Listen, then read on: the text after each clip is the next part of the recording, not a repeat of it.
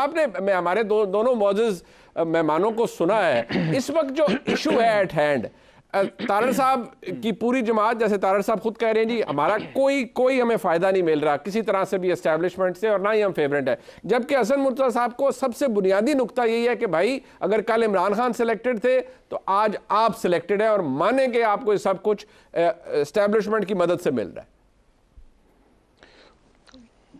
जी बहुत शुक्रिया मुनीब आपका। मैं बिल्कुल अपने दोनों इंतहाई मेरे लिए काबिल एहतराम है दोस्तों की गुफ्तगू सुन रहा था। आई वॉज जस्ट वंडरिंग, आप भी पॉलिटिक्स को ये फॉलो करते रहे, मुझे भी बहुत सारा अरसा हो गया, सब दोस्त तो ये पॉलिटिक्स में ही हैं।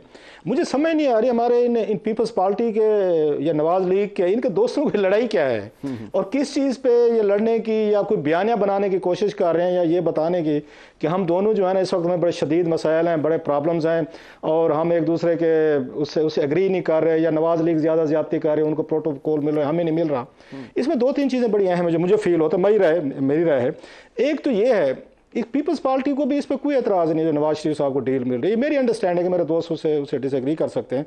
आपको याद होगा 2007 में लंदन में था मैं, उस वक्त मैं रिपोर्टिंग कर रहा था और भी दोस्त थे हमारे वहीं पे। मैं वहीं पे पूरा 1 साल मैंने न्यूज़ के लिए 2 साल रिपोर्टिंग की है। उस वक्त मुझे याद है कि बेनज़ीर भुट्टो साहबा की डील हो रही थी जनरल मुशर्रफ से, वहाँ पे दुबई में इनकी खुफिया मुलाकातें हो रही थी।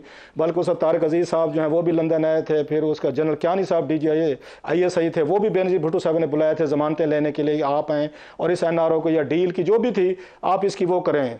और इससे पहले चार्टर ऑफ डेमोक्रेसी हो चुका था 2006 में, मैं क्योंकि वहां पे था तो चीजें मैं सुनता रहता था। उसमें तय हुआ था चार्टर ऑफ डेमोक्रेसी में कि आप जो है ये जनरल मुशर्रफ हूँ या कोई आपका सिटिंग जनरल हो, उनसे ना खुफिया मुलाकातें करेंगे, ना मीटिंग्स करेंगे, ना डील करेंगे। इसमें बीबी के भी साइन थे, नवाज शरीफ साहब के भी साइन थे, रहमान मलिक साहब के घर पे ये सारी डील हुई थी। अब बेनज़ीर भुट्टो साहब मिल रही थी, वो खबरें भी आ रही थी। अब नवाज शरीफ कैंप को पूरा पता था कि बेनज़ीर भुट्टो साहब सीक्रेटली मिल रही हैं और वो उनसे कोई एतराज़ भी नहीं कर रहे थे कि आप क्यों मिल रहे हैं। वैसे कह देते थे, नादिर ये चौधरी साहब हमारे दोस्त है या एक दो और जो इस तरह के तर्जमान बात कर लेते थे। अब वो क्यों नहीं एतराज़ कर रहे थे और बड़ी समझदारी थी उनकी उस वक्त नवाज शरीफ साहब के कैंप की। उन्होंने ये पता था कि इस वक्त हमारी जनरल मुशर्रफ से डील नहीं हो सकती, बेनज़ीर भुट्टो साहब डील करेंगी, वो पाकिस्तान वापस जाएंगे तो हमारा रास्ता खुलेगा। ठीक, आप नोट करेंगे। बिल्कुल ऐसे। और यही कुछ हुआ कि बेनज़ीर भुट्टो साहब वापस हैं। उन्होंने आगे डिमांड भी की थी कि नवाज शरीफ साहब को वापस लाया जाए, उनको भी इलेक्शन लड़ने दिया जाए, और साथ में सऊदीज की मदद से वो भी वापस आ गए थे, नवाज शरीफ साहब और शहबाज शरीफ साहब। और ये डील ने सूट किया था दोनों को, नवाज शरीफ साहब को भी किया था और बेनज़ीर भुट्टो साहब की पार्टी को भी किया था। साहब सर आज का वक्त में डील है, आज के वक्त में आपने जो लफ्ज इस्तेमाल किया मुस्लिम लीग नून को डील मिल रही है, ये हमारे दोस्त PMLN से नहीं मानते कि कोई डील है। मैं सर उसी पे आ रहा हूँ मुनीब, उसी पे आ रहा हूँ।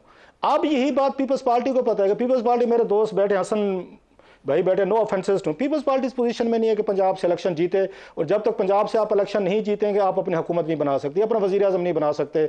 अगेन पंजाब में 10, 12, 20 सीटें जीत भी लेंगे सपोज, जो मुझे नहीं लगता कि इस तरह कोई पॉपुलरिटी नहीं है वहाँ पे। हमारे सराइकी कोई साउथ में कुछ सीटें हैं तो हैं, आपको सेंटर और नॉर्थ में तो बिल्कुल नहीं है। अब इनको सूट करता है कि ये सारी जो अंडरस्टैंडिंग है इस नवाज शरीफ साहब की हो रही है या इनकी नवाज लीग की हो रही है, इनको भी सूट करती है कि इनको भी आके डील करना चाहिए। एस्टैब्लिशमेंट इनके साथ डील नहीं करेगी, उन्हें पता है कि इनके पास पंजाब में इतना बड़ा वोट नहीं है, ये कल को पावर में नहीं आ सकते। उन्होंने नवाज शरीफ साहब के साथ डील कर वही आप ये देख लें 2007 और 2023 में कोई मुझे तो नहीं फर्क लग रहा। अगर उस वक्त बेनज़ीर भुट्टो साहब डील कर रही थी, अब ये लोग डील कर रहे हैं। एक चीज़। दूसरी जो इसमें इनको ज़रूरत है इस वक्त बयानिए की, कि खान साहब का जो बयानिया था वो इन तो आगे दोनों पार्टीज को एक्लिप्स किया है उसने, वेदर वी लाइक इट और not, but that's a fact कि PTI जो है उनका वोट बैंक या चीज़ें जो हैं वो ज़्यादा हैं। इनको खतरा है कि हम शायद उनके बयाने को ना बीट कर सके। लिहाजा इन दोनों का एक दूसरे का पब्लिक में आना, एक दूसरे को अक्यूज़ करना, इल्ज़ामात लगाना और अपने आप को वक्ती तौर पर 3 महीने के लिए एक सियासी दुश्मन के तौर पर ये आके इनको पेश करना, तो इनकी कोशिश होगी कि हम ये काम करें ताकि लोग ये समझे दोनों पार्टीज जो हैं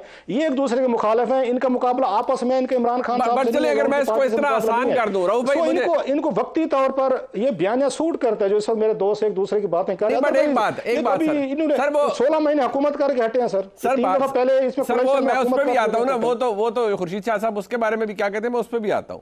लेकिन क्या मैं आपसे अब डायरेक्ट सवाल पूछता हूं, क्या जिस तरह हमारे तारड़ साहब कह रहे हैं कि नहीं जी हमारा कोई लेना देना नहीं और ना ही को हमें बेनिफिट है, चले वो खलबत में जलवत में जो हम तारड़ साहब से थोड़ी सी वो दिल लगी कर लेते हैं वो अलहदा बात है।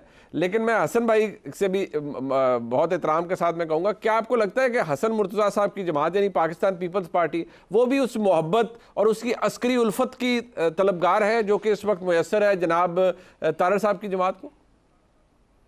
सर बड़ा अहम सवाल है आपका। आपने डील की बात की ना, मेरी बात छोड़ें, अपनी छोड़ दें जी। राना सनाउल्लाह साहब हमारे दोस्त हैं, भाई हमारे मेहरबान हैं, बड़े पुराने, मेरे भी हैं, आपके भी हैं जी। उनका टीवी पे इंटरव्यू है अपने किसी रिसर्चर को, कहें आपको क्लिप ढूंढ के दे देंगे और अभी आपने क्योंकि बाद में प्रोग्राम जो है उसमें आप उसमें चला लीजिएगा। उन्होंने कहा हाँ जी डील हो गई है, ये उनके अल्फाज है, मैंने खुद सुने हुए टीवी चैनल पे बैठ के। उन्होंने कहा एक एंकर साहबा को, तो उन्होंने कहा आपकी डील से मुराद किन से कैसे, उसने कहा जिनका आप कह रहे हैं उनसे भी हमारी डील हो गई है। ये राना साहब के अल्फाज हैं, ये मेरे नहीं है, नवाज शरीफ साहब के हवाले से। और बल्कि उसमें मैंने कह दिया था किसी शो में, राना साहब नाराज है मुझसे तो वो भी किसी वक्त मेरी सुलह करवा दीजिएगा। तो मैंने कहा ये उनके नवाज शरीफ साहब के हमदर्द हैं या दुश्मन है कि आप टीवी पे बैठ के उसमें कह रहे हैं कि हमारी सबसे डील हो गई है। अगर हो भी गई है सपोजली, तो टीवी पे बैठ के इतना एडमिशन करने की क्या जरूरत है? हाँ जी हमारी तो सबसे बातचीत हो गई है, एस्टेब्लिशमेंट के साथ भी ऑन बोर्ड है, तो अदालतें भी ऑन बोर्ड है, तो नैब भी ऑन बोर्ड है।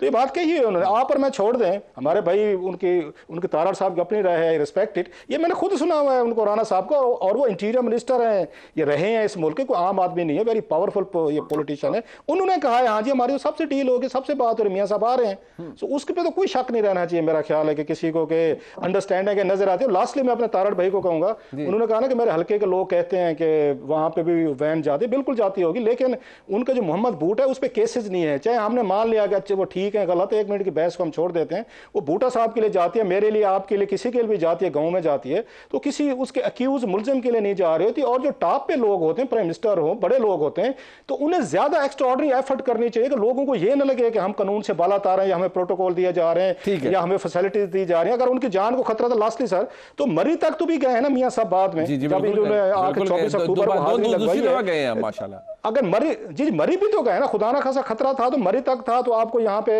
उसमें G5 तक आपको नहीं आ सकते थे उसके नादरा के। और उन्हें एफर्ट ये करनी चाहिए ताकि आम आदमी को ये ना लगे नवाज शरीफ साहब को, इमरान खान साहब को, किसी बड़े आदमी को इनको प्रोटोकॉल मिल रहे हैं, तो कानून को कोई समझते नहीं है, कानून इनके घर की बांधी है, और इससे आम आदमी में बड़ा गलत तस्वीर। अच्छा ये मैं आपकी परसेप्शन आपको गलत बन जाती है, बट एक बात है, एक जो मुझे अभी तक लगा है, जो हसन मुर्तज़ा साहब ने फरमाया, उन्होंने कहा जी कुछ तो है जिसकी वजह से ये मुस्लिम लीग नून इतनी लाडली है। तारड़ साहब कहते हैं हम लाडले नहीं है, बट निज़ाम आपको लाडले के तौर पर ही ट्रीट कर रहा है। तारड़ साहब ये परसेप्शन ज़बान ज़दे आम है। मैं ज़रा इसके ऊपर बात करना चाहूँगा, क्योंकि अब IPP का वहाँ हुआ, वहाँ अब्दुल हलीम खान साहब ने भी तो और भी सियासी जो आपके काबरीन है उन्होंने भी तकरीर की, एक ही बात वो बार बार कहते हैं कि मुस्लिम लीग नून 7 दफ़ा बारी ले चुकी है, फिर बारी लेने के लिए आ गई है। लेकिन एक बात है तारड़ साहब, जब आपकी इतनी मोहब्बतें हैं आपस में, देखिए इतनी, मेरी अर्ज सुन लेना सर, यार सुन लो, अच्छा मेरी यार सुन ले, जब आपको इतनी मोहब्बतें मिल रही हैं, अब वो हसन मुर्तज़ा साहब हमारे भाई हैं, वज़ादारी भी आपके साथ है, हमारे साथ भी है, वो खुल के नहीं कह रहे। जो देखें जो मोहब्बतें आपकी तरफ आ रही हैं वो थोड़ी बांट लेना, वो पीपल्स पार्टी के साथ भी उनका डिविडेंड शेयर कर लें, आप अकेले ही उसको क्लेम कर रहे हैं। नहीं देखिए, मैं ये समझता हूँ कि जो निज़ाम अदल और इंसाफ के हवाले से केसेस का जो मामला है, मुनीब साहब आज आपकी गाड़ी बाहर से चोरी हो जाए और मैं जजेस को तशबीह दूंगा SHO से, SHO आपकी गाड़ी चोरी कर ले और आपको गाड़ी जब वापस मिल जाए ये केसेस के हवाले से, तो क्या कहा जाएगा कि मुनीब साहब की सहूलतकारी हो गई गाड़ी मिलने में? भाई एक ज्यादती जुल्म हुआ था, हमारे पे केसेस बनाए गए थे, हमें रास्ते से हटाया गया था। अगर उस गलती का मदावा या अजाना अब हो रहा है और कोर्ट्स के थ्रू हो रहा है, तो उसमें किसी को क्या एतराज हो सकता है? और देखिए दूसरी बात ये है कि Peoples Party caretaker setup की अपॉइंटमेंट में भी बराबर की शराकतदार थी। अच्छा जी, तमाम काबीना के फैसले में बराबर की शराकतदार थी। अब अगर इन्हें कोई रिजर्वेशंस हैं तो फिर आपके शो पे बैठ के नहीं, ये आपस में मिलजुल के इनको हल करना चाहिए। पब्लिकली ये काम हमें नहीं करना चाहिए जो शुरू हो गया है। अच्छा जी, हसन साहब आप प्राइवेटली बात करें ना, तारड़ साहब ਨੂੰ फोन करो, ताड़ा नंबर भी होएगा कि यार पंजाब हुकूमत जो बैठी हुई है केयर टेकर, ये हमारे साथ ज्यादती करती है, आपके काम ज्यादा होते हैं। आई एम श्योर तारड़ साहब तारड़ साहब बड़े भाई ने ते मेरा नंबर इन्हां कोल है। मैं आज एक मुश्किल वक्त ही फोन करदा चंगा नहीं लगदा है, मैनू आपे फोन करके पूछ ले। अच्छा, यानी कि मुश्किल वक्त तुसी है तारड़ साहब, फौरी तौर पे आपने फोन करना है जी प्रोग्राम के बाद हसन मुर्तज़ा साहब को। इनका कोई देखे ना, केयर टेकर चीफ मिनिस्टर जो है जी, उस पे हमारा कोई क्लेम नहीं था। अच्छा जी, जरदारी साहब की कुर्बत समझी जाती थी जी, और जरदारी साहब के बहुत बहुत ज्यादा करीबी लोगों में से थे। आपको पता है अभी भी हाकिम अली जरदारी हुए तो उनकी तजकीन के मौके पे जो चंद करीबी लोग मौजूद थे उनमें से एक ये थे। तो ऐसे तो नहीं ना कि आप सारा लेबल हमारे पे लगा दें, इनकी मशावरत से फैसले हुए हैं सारे। हाँ नहीं, वैसे हसन मुर्तजा साहब अब औखा वक्त तक रहेगा तो मोहसिन नकवी साहब ने थोड़ी मदद वास्ते आना चाहिए था। तारड़ साहब तो पता है हुकूमत में नहीं है सर। मैं तो एक मजाकन गल हुई तो मैं कर दी ना। मोहसिन साहब की जरूरत है ना तारड़ साहब की जरूरत है। अल्लाह ताला इन्हों सलामत रखे जी, ये भाई ने जी। और ये वक्त गुजर जाएंगे। असी जनरल जियाउल हक दा वक्त वेख्या है जी, मुशर्रफ दा वेख्या है, ये टाइम भी गुजर जाएगा। मोहसिन नकवी साहब दा कोई इंतखाब असी गलत नहीं सी कीता। जिस तरह तुसी दस रहे हो, एक प्रोफेशनल और बड़े अच्छे आदमी ने, बेशक उन्हें शायद उन्होंने डोरा भी किसी और जगह तो हिलदियां ने, उन्होंने उसनू ज्यादा तरजीह दी होएगी।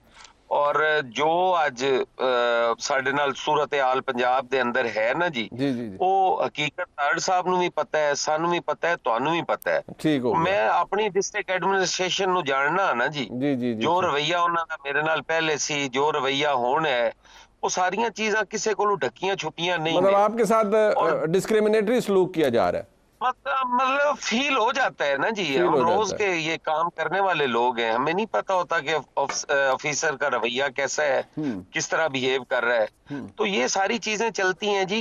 अल्लाह ताला मेहरबानी करेगा, जहां तक ये चीजें लोगों को बताने की जरूरत है वो जरूर बताएंगे। बाकी किसी से कोई मदद नहीं मांगनी। बिल्कुल ठीक है। इलेक्शन हम पहले भी एस्टेब्लिशमेंट के खिलाफ ही लड़ते हैं, हम कोई इंतहा पसंद नहीं है इस मुल्क के। तो ये इलेक्शन आपने पीएमएलएन के खिलाफ लड़ना है या एस्टेब्लिशमेंट के खिलाफ?